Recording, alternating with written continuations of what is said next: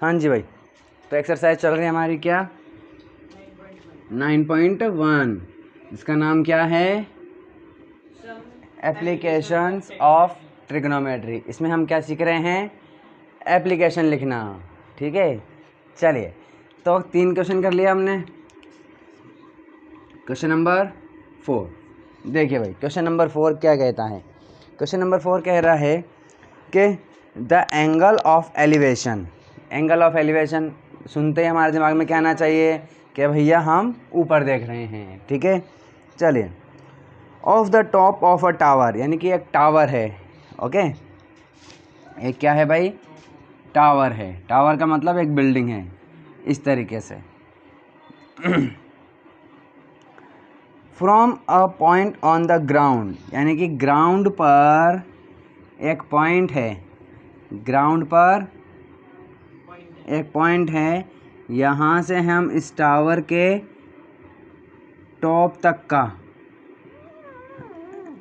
हमें क्या दिया हुआ है, एंगल ऑफ एलिवेशन दिया हुआ है। ठीक है, कितना दिया हुआ है, विच इज़ गलत विच इज़ 30 मीटर अवे यानी कि ये जो पॉइंट है ये 30 मीटर अवे है from the foot of the tower. Foot of the tower क्या है, फुट यानी कि पैर, तो इस टावर के पैर क्या हैं, ये रहे। तो ये जो पॉइंट है इस यहाँ से कितना दूर है, 30 मीटर। ठीक है, और आगे बोल रहा है of the tower is 30 degree. ठीक है, यानी कि जो एंगल ऑफ एलिवेशन है वो कितना है, 30 डिग्री का है। ठीक है, चलिए पूछ रहा है find the height of the tower. हाँ जी, तो सबसे पहले अपन क्या कर लेते हैं, अपन कर लेते हैं कि पापा बीड़ी पी लो। हाँ हाँ बेटा। हाइट परपेंडिकुलर है हाइपोटेन्यूज। हाइट परपेंडिकुलर है, हाइट परपेंडिकुलर फाइंड करना है। ये क्या हो गया, परपेंडिकुलर क्योंकि ये एंगल ले रखा है, तो ये एंगल है तो ये परपेंडिकुलर, ये हाइपोटेनियस, ये बेस। ठीक है, चलिए भाई तो देखिए सॉल्व करते हैं इसको अपन। आंसर नंबर 4,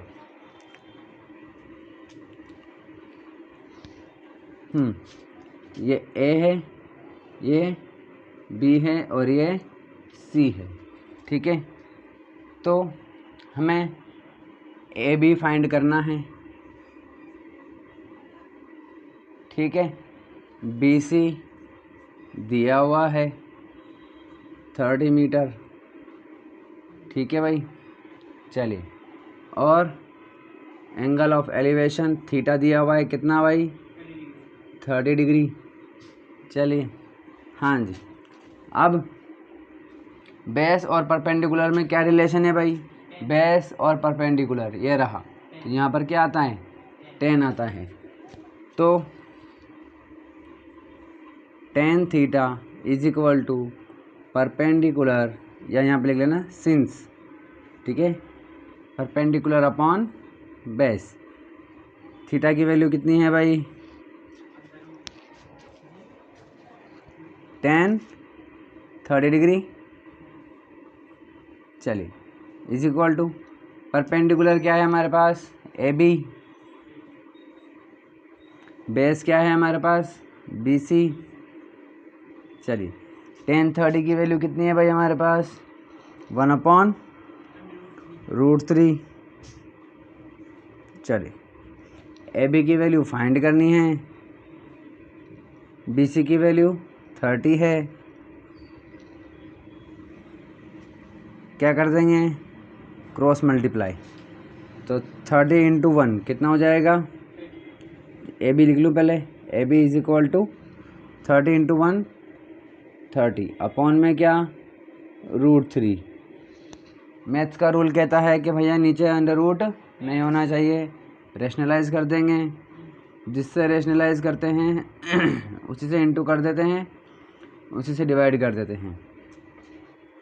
तो कितना हो जाएगा भाई, √3 3 हो जाएगा, और ये 30√3 अपॉन में 3 से ये कट जाएगा 10। तो A B is equal to क्या, 10√3 क्या भाई, क्या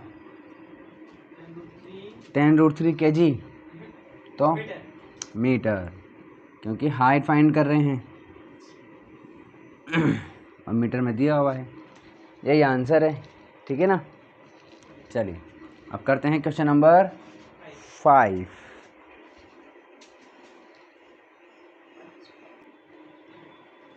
हाँ जी भाई, क्वेश्चन नंबर 5। क्वेश्चन नंबर 5 क्या कहता है, a kite is flying at the height of 60 metre. ठीक है, देखो भाई पतंग उड़ रही है, ठीक है, ये यहाँ पर क्या है, पतंग है, क्या है ये, पतंग है। अब यहाँ से कोई बच्चा उड़ा रहा है मान लो, तो ऐसे उड़ती है पतंग, ठीक है, और ऐसे है। तो अब ये पूछ रहा है, ये बोल रहा है कि हाइट ऑफ द काइट, तो हाइट ऑफ द काइट कौन सी होगी, ये वाली कि ये वाली, यानी कि ये ए, ये बी और ये सी, बताओ ए बी या ए सी। हाइट, देखो हाइट का मतलब क्या होता है, हाइट का मतलब ही ये होता है, ठीक है ना, एकदम सीधा। ठीक है, तो ये जो पतंग है वो ज़मीन से कितनी ऊपर है, 60 मीटर है। ठीक है, हाइट का मतलब यही होता है। चलिए, अबाउ द ग्राउंड, यानी कि ग्राउंड से इतनी ऊपर है 60 metre. The string attached to the kite is temporarily tied to a point on the ground, यानी कि जो धागा था वो ग्राउंड पर बांध दिया थोड़ी देर के लिए। ठीक है, यहाँ पर बांध दिया उन्होंने, मतलब ऐसा क्यों कह रहे हैं वो, क्योंकि अगर हाथ में होगा तो फिर ज़मीन से थोड़ा ऊंचा होगा, है ना, तो उसने ज़मीन पे बांध दिया। The inclination of the string with the ground is 60 degree. ठीक है, कि जो स्ट्रिंग है यानी कि जो धागा है, जो मांझा है, ज़मीन से कितना एंगल बना रहा है, 60 डिग्री का। ठीक है, find the length of the string, string यानी कि धागा, धागे की लेंथ फाइंड करनी है।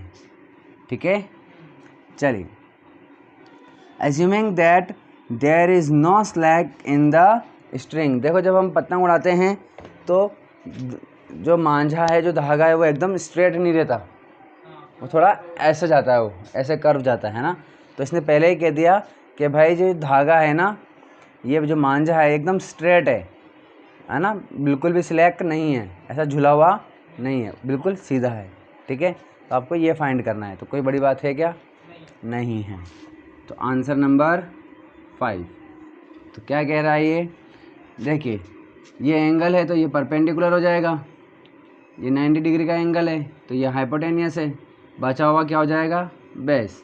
ठीक है, परपेंडिकुलर दिया हुआ है, हाइपोटेनियस फाइंड करना है, परपेंडिकुलर दिया हुआ है, हाइपोटेनियस फाइंड करना है, बेस से कोई मतलब है नहीं। तो परपेंडिकुलर और हाइपोटेनियस में रिलेशन बताओ भाई, परपेंडिकुलर और हाइपोटेनियस ये रहा, तो किसका रिलेशन है ये, साइन का। तो पहले लिख लेते हैं अपन के A B is equal to 60 metre, A C हमें क्या करना है, फाइंड करना है, और थीटा क्या है, 60 डिग्री है। ठीक है, चलिए, तो परपेंडिकुलर और हाइपोटेनियस में क्या रिलेशन होता है, साइन थीटा का। Sine theta is equal to perpendicular upon height. Theta की वैल्यू कितनी है, साइन 60 डिग्री। परपेंडिकुलर क्या है हमारे पास, ए बी की वैल्यू 60, चलो ए बी लिख लेते हैं, ए बी अपॉन हाइपोटेनियस ए सी। चलिए, साइन 60 की वैल्यू कितनी होती है, √3/2, √3/2। चलिए ए बी की वैल्यू कितनी है 60 और ये ए सी।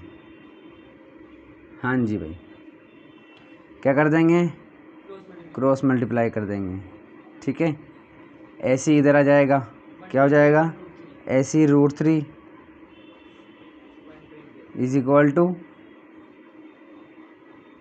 60 इंटू 2 कितना हो जाएगा 120 हो जाएगा, ये हो जाएगा। ए सी की वैल्यू फाइंड करनी है, √3 अपॉन में चला जाएगा, तो ए सी इज इक्वल टू 120 अपॉन √3, ठीक है। मैथ्स का रूल आ गया वापस, अंडर रूट नहीं होना चाहिए नीचे।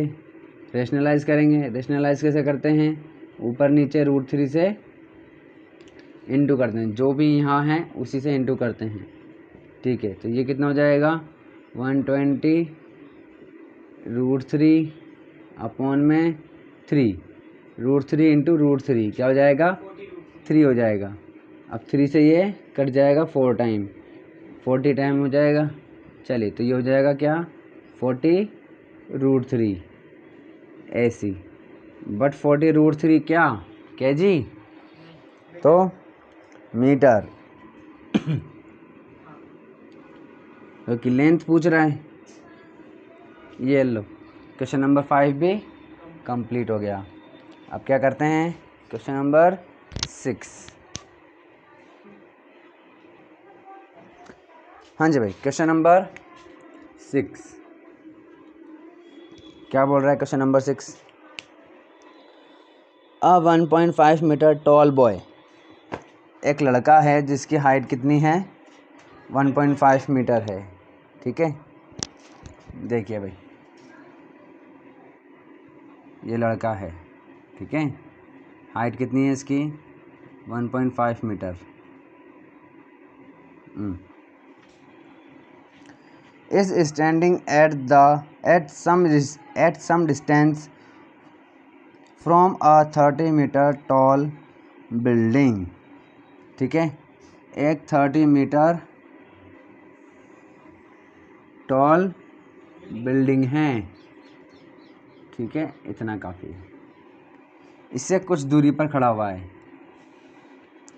The angle of elevation from his eyes, उसकी आंखें यहीं होगी भाई, टॉप पर ही होगी, तो यहाँ से वो देख रहा है angle of elevation to the top of the building, तो यहाँ से वो देख रहा है किसको, बिल्डिंग के टॉप को देख रहा है, ठीक है। तो जो एंगल ऑफ एलिवेशन है, देखो एंगल हमेशा कैसा होता है हॉरिजॉन्टल से होता है, तो हमें हॉरिजॉन्टल बनाना पड़ेगा, तो ये एंगल हो जाएगा, ठीक है। तो वो इंक्रीज़ हो रहा है कहाँ से कहाँ, from 30 degree to 60 degree as he walks toward the building. देखो अच्छा, आप मुझे बताओ कि जब ये बिल्डिंग से दूर है तब एंगल छोटा है या बड़ा है, मतलब जब ये दूर है और धीरे धीरे धीरे धीरे पास में जाएगा, तो जैसे जैसे ये पास में जाएगा वैसे वैसे एंगल बढ़ेगा कि छोटा होगा, बढ़ेगा। वेरी गुड, जैसे जैसे पास में जाते जाएगा वैसे वैसे उसकी गर्दन ऊंची होती चली जाएगी, इसका मतलब एंगल भी बढ़ता चला जाएगा। तो ये कह रहा है कि ये जो लड़का है ना, ये धीरे धीरे धीरे धीरे कहाँ जा रहा है भाई, बिल्डिंग के पास जा रहा है, ठीक है। तो एंगल जो है वो 30 डिग्री से कितना हो गया 60 डिग्री हो गया, ये हो गया, ठीक है। चलिए बोल रहा है find the distance he walked toward the building, वो डिस्टेंस फाइंड करो जितना उसने बिल्डिंग की तरफ चला, तो कितना चला ये यहाँ से लेके यहाँ तक चला, ठीक है। तो ये डिस्टेंस फाइंड करनी है अपन को, बताओ कैसे करेंगे। मैं नाम दे देता हूँ, ये ए, ये बी, ये सी, बताओ कैसे करेंगे।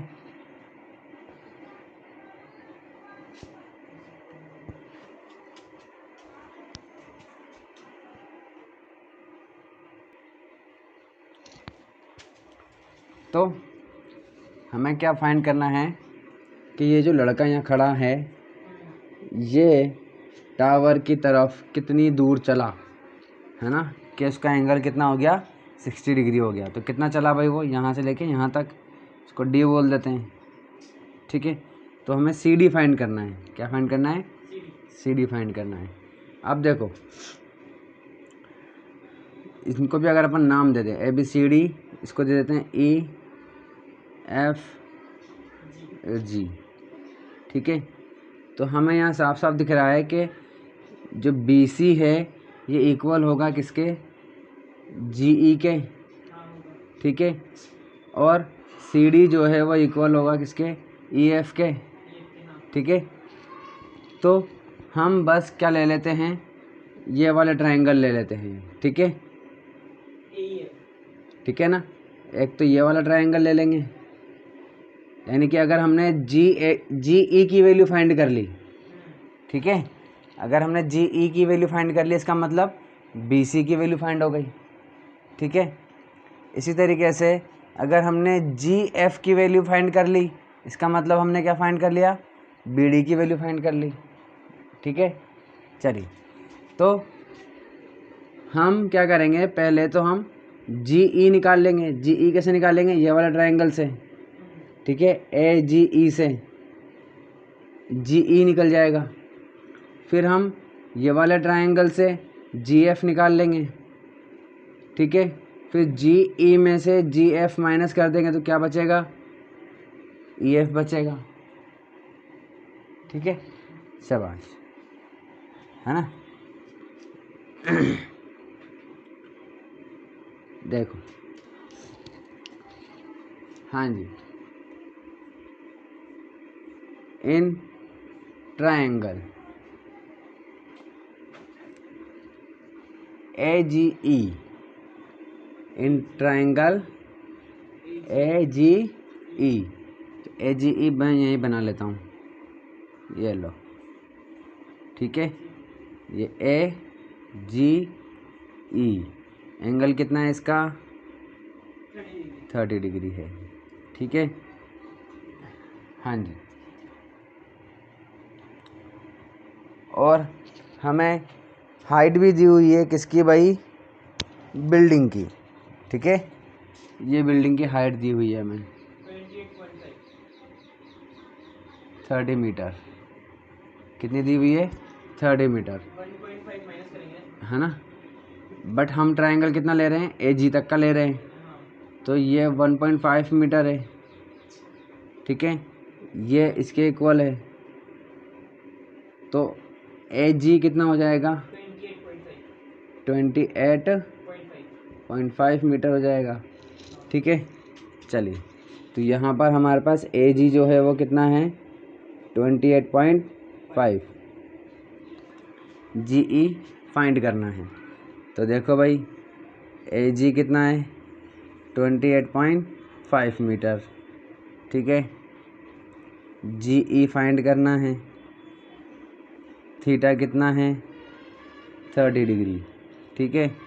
चलिए हाँ जी, तो हमारे पास ये परपेंडिकुलर है, ये हाइपोटेनियस है और ये बेस है। तो हमें क्या करना है, परपेंडिकुलर और बेस, तो परपेंडिकुलर और बेस 10, तो देखिए भाई tan theta is equal to क्या, परपेंडिकुलर अपॉन बेस, तो 1030 degree is equal to perpendicular A G, base कितना है, जी ई। चलिए 1030 की वैल्यू कितनी होती है भाई, 1030 की वैल्यू 1/√3, ए जी की वैल्यू कितनी है, 28.5, जी ई की वैल्यू फाइंड करनी है। जी को हम इधर भेज देंगे, क्रॉस मल्टीप्लाई करके इसको इधर भेज देंगे, तो ये हो जाएगा G E is equal to 28.5√3 metre, G E की वैल्यू आ गई। ठीक है, चलिए भाई, in triangle A ji F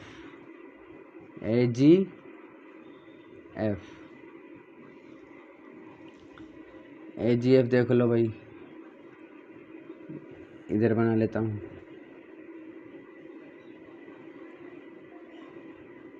AGF ये कितना है 60 डिग्री। AG कितना है 28.5 मीटर। GF फाइंड करना है। AG कितना है, ये क्या हो गया परपेंडिकुलर हाइपोटेनियस और ये बेस। AG की वैल्यू कितनी है 28.5 मीटर।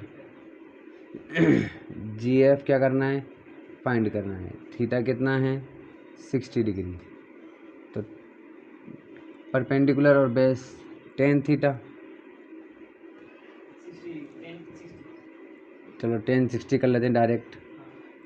1060 इज इक्वल टू, हाँ जी, परपेंडिकुलर कितना है 28.5 GF। 1060 की value √3 is equal to 28.5 upon GF। इसको क्रॉस मल्टीप्लाई कर देंगे, ये इधर आ जाएगा, ये नीचे चला जाएगा। तो GF is equal to 28.5 upon में √3 मीटर। ठीक है, अब अब देखो हमारे पास GE भी है और GF भी है। GE भी है और GF भी है। अगर हम GE में से GF को माइनस कर देंगे क्या बचेगा EF आ जाएगा।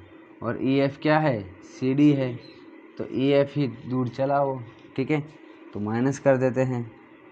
चलिए भाई, तो EF is equal to CD is equal to GE minus GF। ठीक है, चलो यहाँ कर देता हूँ मैं ऊपर। तो CD is equal to GE कितना है 28.5 √3 माइनस GF कितना है 28.5 अपॉन √3। एलसीएम लेंगे, एलसीएम ले लेंगे तो √3 आ जाएगा। √3 से इसको इंटू कर देंगे तो √3 कितना हो जाएगा 3 हो जाएगा। 3 को इससे इंटू कर देंगे तो 28.5 इंटू 3, तो 3 5 जा 15। हाँ जी, 3 8 जा 24 और 1 25, 6 और 2 8 और ये पॉइंट। ठीक है, तो कितना आ गया 85.5 माइनस 28.5। ठीक है, चलिए भाई, तो अब देखो पॉइंट में से पॉइंट तो चला गया, तो 85 माइनस 28 कर दीजिए तो हाँ जी 30 कर देंगे तो 57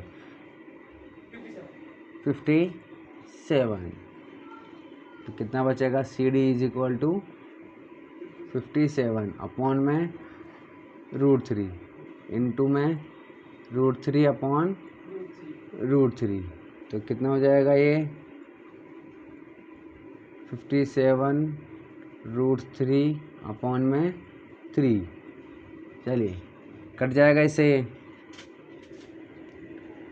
1 टाइम 2 9 27 19, तो CD इज इक्वल टू 19 √3। ठीक है, मीटर आंसर आ गया। चलिए बाकी ये क्वेश्चन कल कर लेंगे।